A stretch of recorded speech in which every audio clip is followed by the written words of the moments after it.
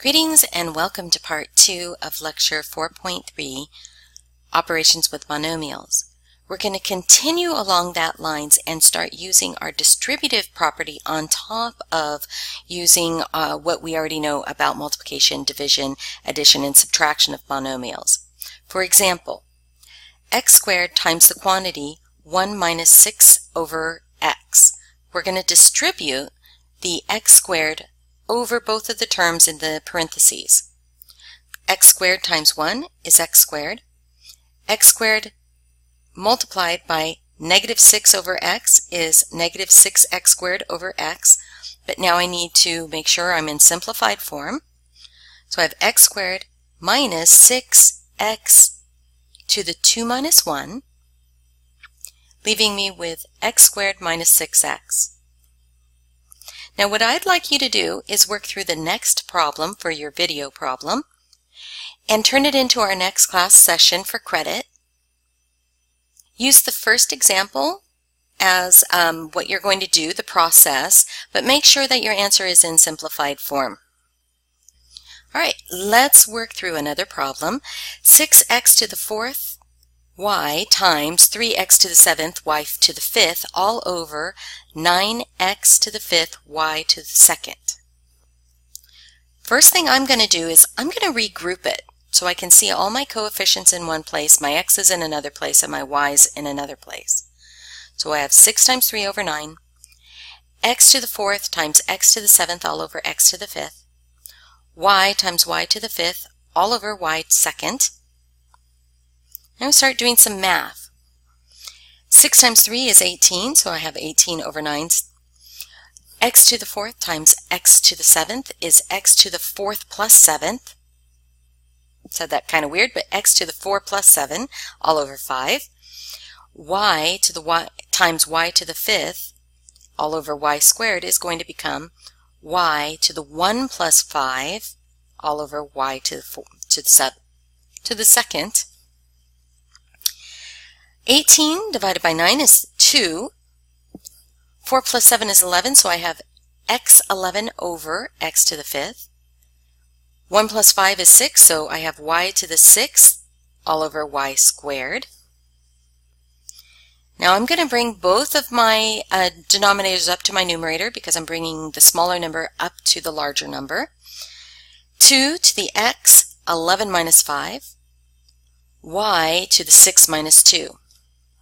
Giving me 2, x to the 6th, y to the 4th will be my final simplified answer.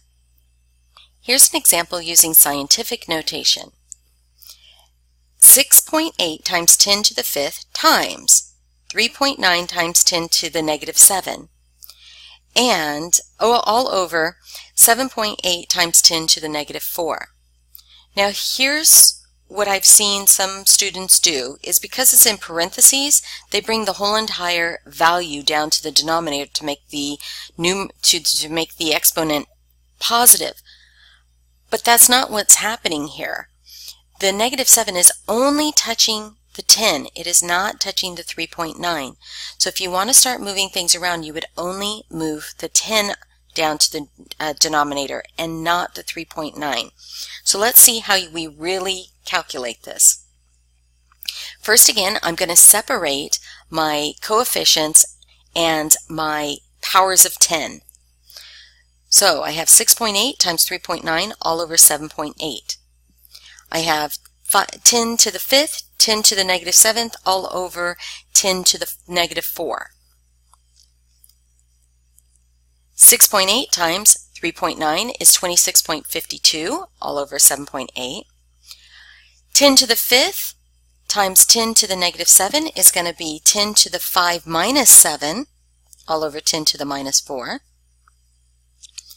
Now I have 3.4 times 10 to the negative 2 over 10 to the negative 4. I'm going to bring my negative 4 up to the numerator so it becomes positive. So I have 3.4 times 10 to the negative 2 plus 4, leaving me with 3.4 times 10 to the 2nd. Now I think you won't get confused if you do this process where you bring all of your coefficients together and you keep all your powers of 10 together, I don't think you'll get confused about what moves around and what stays in place.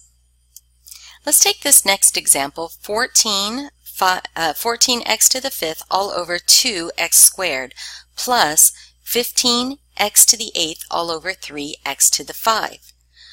Here, I can't do anything yet with the addition because, number one, I can only add like terms, and these are not like terms. The first term, I have x to the 5th over x squared. The second term, I have x to the 8th over x to the 5th. Those are not like terms. What I can do first is I can simplify both of the fractions and then see if I have anything to combine. Well, 14x to the 5th over 2x squared. 14 can be divided by 2, and x to the 5th can be reduced by x squared, giving me 7x cubed. 15x to the 8th all over 3x to the 5th. I can reduce the 15 over 3. I can also reduce the 8x to the 8th over x to the 5th, giving me 5x cubed. Now, 7x cubed and 5x cubed are like terms. I just combine 7 plus 5 is 12x cubed. Now, if you didn't see that you can reduce first, then what you're going to do is just like any fraction, you're going to find an LCD. And my LCD is going to be 6x to the 5th. So the first one is 2x squared, 3x to the 5th. I break that apart and I end up getting 6x to the 5th for my LCD. So I'm looking at my denominators. Now, 3x cubed over 3x cubed, I'm just multiplying by 1, so that's okay. Multiply by the first term. The second term only needs the 2 component of the LCD, so it's going to be 2 over 2. That leads to 42x to the 8th, 6x to the 5th, plus 30x to the 8th, 6 over 6 to 6x to the 5th. Now that they have all like terms, I can combine them, and I get 72x to the 8th over 6x to the 5th. Now I'm going to reduce, and I get 12x cubed.